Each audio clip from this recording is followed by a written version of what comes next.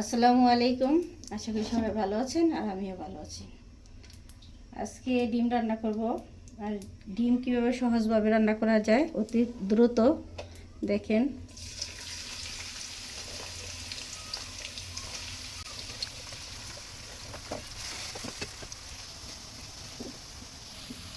এই তো পেঁয়াজগুলো ভাজা ভাজা হয়ে গেছে।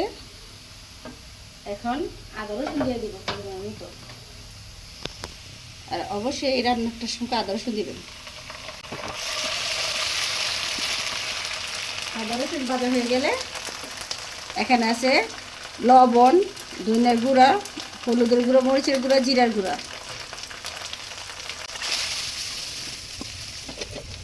এখানে দিয়ে দেবেন টমেটো।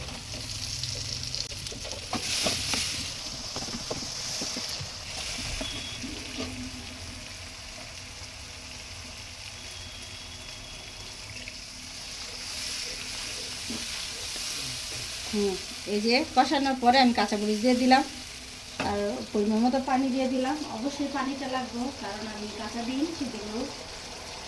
এই মশলার মধ্যে কাঁচা ডিম ছেড়ে দিন, বুঝছো?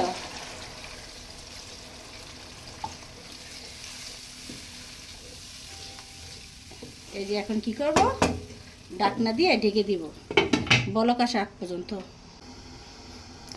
এই তো এখন ভালো করে কষানো হয়ে গেছে আর বলক এসে গেছে। অবশ্যই পানি কিন্তু লাগবে, পানি ছাড়া হবে না। এখন একটা ডিম আমি সাইড দিয়ে দিয়ে দেবো।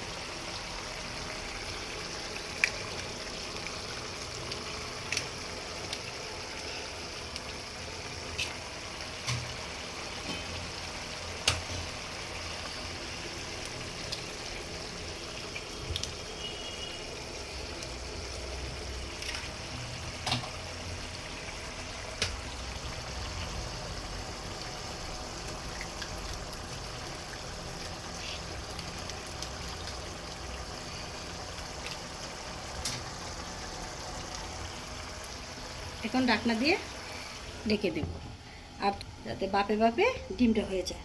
আমি লাড়া দিব না। 10 মিনিট বা 5 মিনিট এভাবে রাখার পরে ডিমটা আস্তে আস্তে থাকবে। আর উপরে দেওয়ার পরে এসে পড়লাম। মাশাআল্লাহ অনেক সুন্দর হয়েছে। আর ডিমগুলো দেখেন সিদ্ধ হয়ে গেছে। এই তো অল্প সময়তে ডিম রান্না করলাম।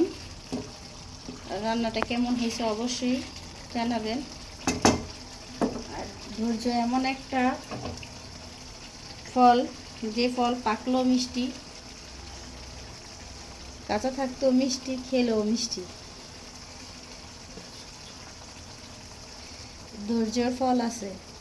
এই যে অনেক কষ্ট করে ভিডিওটি করি, অনেকের যদি ভালো লেগে থাকে অবশ্যই সাপোর্ট করবেন। আর আমি শর্টকাটে কীভাবে ডিম রান্না করে আপনাদেরকে দেখালাম। রেসিপিটা অবশ্যই ফলো করবেন। আর অনেক সুন্দর হয়েছে মাশাআল্লাহ। রান্নাটাও খেতে অনেক ভালো লাগে। আল্লাহ হাফেজ।